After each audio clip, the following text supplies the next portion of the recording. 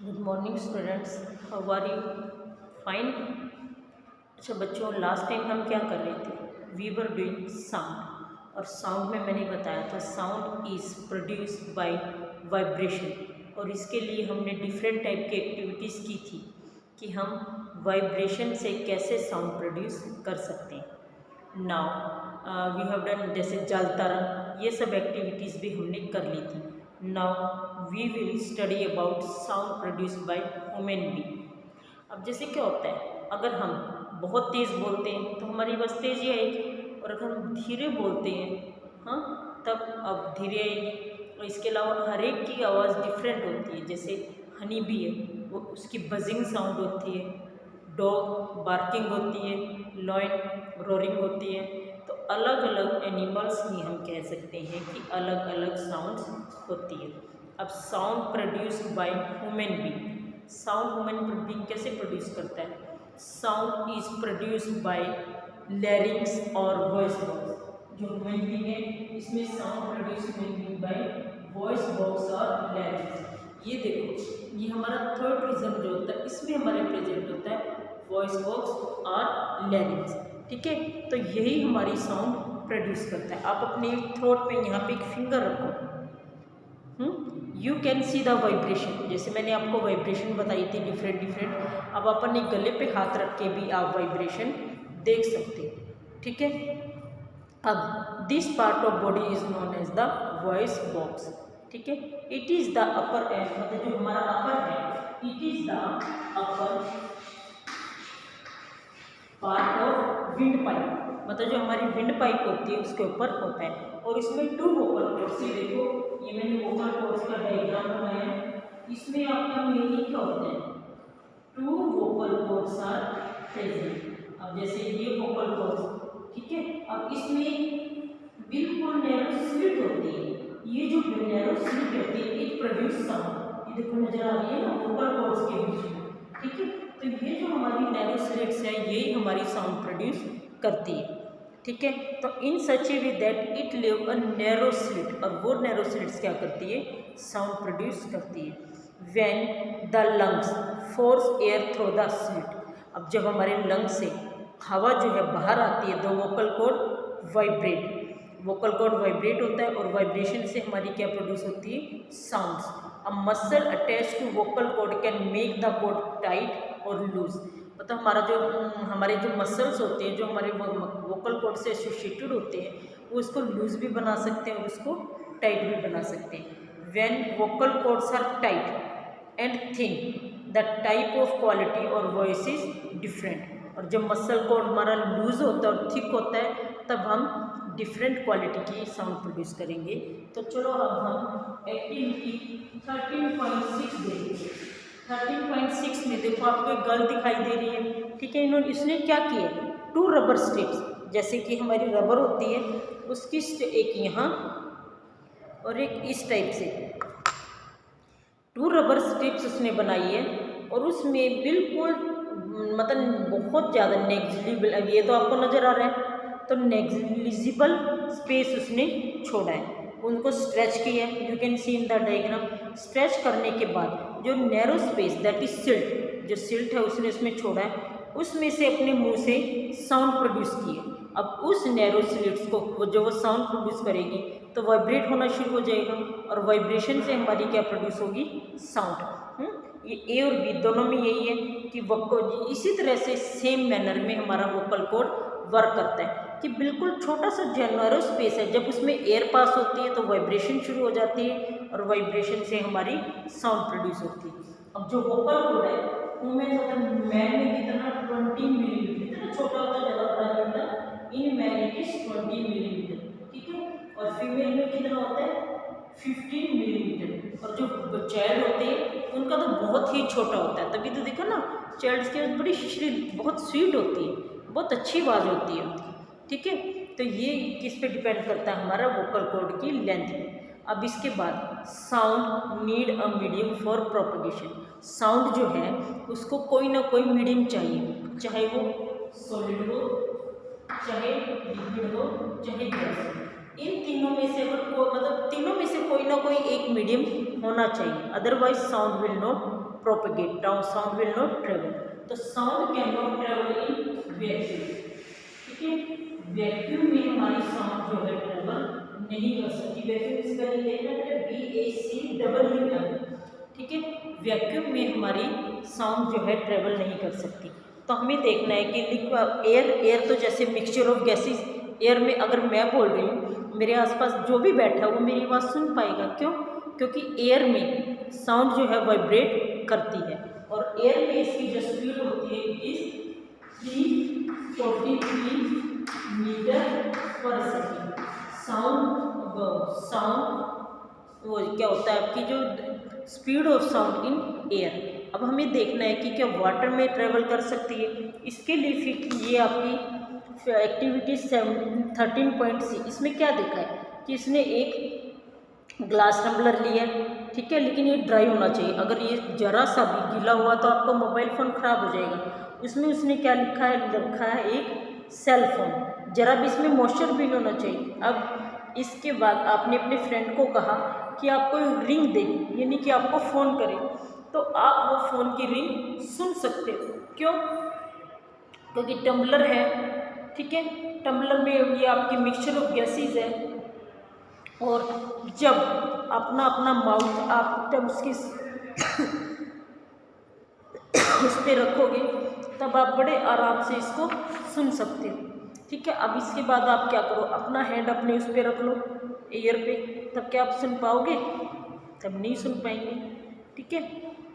अब we think it is possible that decreasing amount of air in tumbler had something to do with decrease loudness of the ring. Indeed, if you had been able to suck all the air in the tumbler, you will not listen any sound. Actually, sound need a medium to propagate. It cannot travel in vacuum. ये मैंने आपको बताई दिया।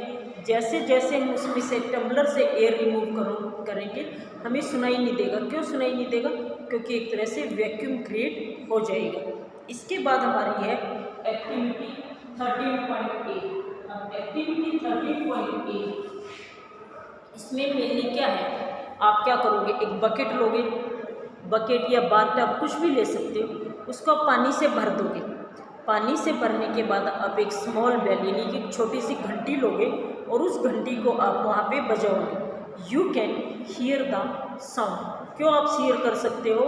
क्योंकि जो आपकी इसमें water है, वाटर इज आल्सो मतलब एक तरह से मीडियम है, लिक्विड मीडियम है, तो place your year gently on the water surface, ठीक है। तो हम बड़े आराम से इसकी साउंड सुन सकते हैं। तो हम देखते हैं कि sound can travel in water also. इसके बाद हम क्या करेंगे, एक्टिविटी 13.9। अब एक्टिविटी 13 में क्या किया था, यू कैन सी 2 स्टूडेंट्स। अब इसमें 2 बच्चे हैं और उन्होंने 1 मीटर का स्केल लिया, ठीक है। एक ने उसको हाथ से पकड़ा हुआ, दूसरे ने उसको अपने कान के पास लगाया हुआ है। तो उसके फ्रेंड्स को क्या करेंगे हम, स्क्रैच, मतलब जैसे ऐसे ही स्क्रैच करने को कहेंगे, वो स्क्रैच करेगा। We can hear the sound. क्यों? क्योंकि एक तरह से मटेरियल है जो आपका ये स्केल है, एक तरह से मटेरियल है, तो मटेरियल है तो इसमें से भी आपकी साउंड ट्रेवल कर सकती है। तो we can also perform the above activity by placing your at the end of table. अब क्या है, एक वुडन टेबल है, उस पर एक कॉर्नर पे एक बच्चा बैठ गया, दूसरे पे दूसरा बच्चा बैठ गया। तो एक बच्चे ने अपना जो कान है, जैसे मान लो मैं यहाँ हूँ तो मैंने अपना कान ऐसे उस पर लगाया, तो दूसरे बच्चे को मैं कहूँगी कि टैप करे, वो कुछ भी ऐसे थपथपाएगा। He can hear the sound. कैसे साउंड सुन सकता है वो? क्योंकि sound can travel in solid also. Solid में भी ट्रेवल कर सकती है, लिक्विड में भी और गैस में भी। अब इसी तरह से पहले टाइम ये बच्चे इस तरह से टोन फोन बना सकते थे। आप फिगर 13.14 देखो, इसमें क्या देखते हैं हम कि जैसे एक बच्चे ने एक थोड़ा मेटल का गिलास या आप कह सकते हैं एक प्लास्टिक का गिलास लिया, ठीक है, दूसरे बच्चे ने भी वही लिया, उन दोनों को एक थ्रेड से बांध दिया। ये देखो दोनों को नजर आ रहा है ना बेटा, ये एक तरह से थ्रेड से इसको बांध दिया। अब एक बच्चा साउंड प्रोड्यूस कर रहा है, साउंड यहाँ से प्रोपगेट कर रही है, ट्रेवल कर रही है, और इसके बाद उस बच्चे को वो साउंड सुनाई दे रही है, ठीक है। अब देखो we can find sound can travel through wood और मेटल, ठीक है। In fact sound can travel through any solid substance, ठीक है। We can perform an interesting activity to show that sound can travel through string, यानी कि thread में भी वो, अब ये देखो मैंने आपको बताया, ठीक है।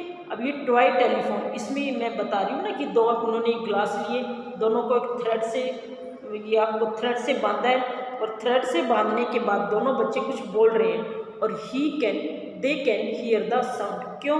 क्योंकि इसमें वाइब्रेशन प्रोड्यूस होगी, जैसे ही वो बच्चा बोलेगा वाइब्रेशन प्रोड्यूस होगी, और वाइब्रेशन प्रोड्यूस होने के बाद वो बड़े आराम से ट्रेवल कर जाएगी साउंड, ठीक है। तो sound can travel in solid, liquid and gases.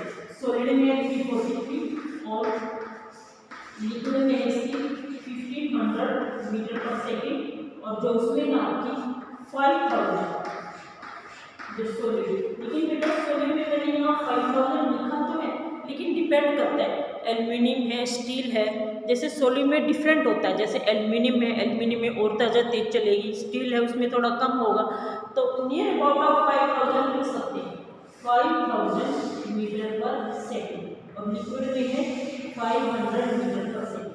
ये बेटा चाहे आपकी एनसीईआरटी में गिवन है चाहे नहीं है, आपको पता होना चाहिए, ठीक है। तो इस तरह से हम कह सकते हैं कि sound travel fastest in solid में सबसे तेज आपकी साउंड जो है ट्रेवल कर सकती है। अब आज हमने क्या किया कि sound need a medium to propagate, sound को प्रोपगेट करने के लिए, जाने के लिए एक मीडियम की ज़रूरत होती है। अब नेक्स्ट टाइम हम पढ़ेंगे we hear sound through our ears. आपको पता ही है कि हम कानों से सुनते हैं, अगर मान लो आपके आसपास आवाज़ें हो रही है और आप ऐसे कान बंद कर लो तो क्या आप आवाज़ सुन सकते हो? नहीं सुन सकते। तो we can hear through our, इसके बाद हम ये डेफिनेशंस करेंगे, amplitude, time period and frequency of vibration. ये बेटा मैं आपको दूसरे बुक से करवाऊंगी, ये एम्पलीट्यूड वगैरह की आपकी एनसीईआरटी में गिवन नहीं है, तो आपसे मैं करवा दूंगी। नेक्स्ट है आपके मतलब श्रिलनेस ऑफ वॉइस, कि वॉइस जो है कैसे श्रिल होती है और कैसे तेज। इसके अलावा बेटा एक टॉपिक है मैं आपको बता देती हूँ, Audible and inaudible sound. Audible sound क्या होता है? जो हम सुन सकते हैं, और इनऑडिबल जो हम नहीं सुन सकते। तो आज मैं आपको ये बताती हूँ ऑडिबल एंड इनऑडिबल साउंड, ठीक है। हर तरह की आवाज़ हम नहीं सुन सकते, जैसे हम अपने हाथों को आगे पीछे करते हैं हम नहीं सुन सकते। क्यों? क्योंकि हमारी जो रेंज है सुनने की, ऑडिबल रेंज, मतलब जिस रेंज में हम सुन सकते हैं 20 हर्ट्ज टू 20,000 हर्ट्ज। ये हर्ट्ज क्या होती है? फ्रीक्वेंसी की यूनिट। फ्रीक्वेंसी के बारे में मैं आपको नेक्स्ट उसमें बताऊंगी, ये भी थोड़ा सा टॉपिक आसान था इसलिए मैं आपको बता रही हूँ। फ्रीक्वेंसी के बारे में भी आपको बताऊंगी। फ्रीक्वेंसी की यूनिट होती है अगर below 20 hertz, below 20 hertz and above 20,000, अगर हमारी जो रेंज है 20,000 हर्ट्ज से ज़्यादा होगी या 20 हर्ट्ज से कम होगी तो हम वो आवाज़ नहीं सुन सकते। अब जैसे कुछ एनिमल्स होते हैं वो they can hear the sound of, जैसे ये आपका डॉग है, ये अर्थक्वेक वगैरह जब आता है तो बहुत तेज़ी से बार्क करने लगते हैं। क्यों बार्क करते हैं? क्योंकि वो 20,000 हर्ट्ज से ज़्यादा की साउंड सुन सकते हैं, ह्यूमन बीइंग नहीं सुन सकते। लेकिन डॉग, मंकी या फॉक्स ये आपकी 20,000 हर्ट्ज से ज़्यादा सुन सकते हैं, इनको हम बोलते हैं अल्ट्रासाउंड, ठीक है। और जो आपकी 20 हर्ट्ज से कम है they are called as infrasound. 20 hertz से कम है तो इंफ्रासाउंड, वो भी हम नहीं सुन सकते। लेकिन इंफ्रासाउंड को एलिफेंट सुन सकते हैं। अगर एलिफेंट है they can hear the infrasound, और जो ह्यूमन बीइंग है उनकी रेंज यही होती है 20 to 20,000 हर्ट्ज।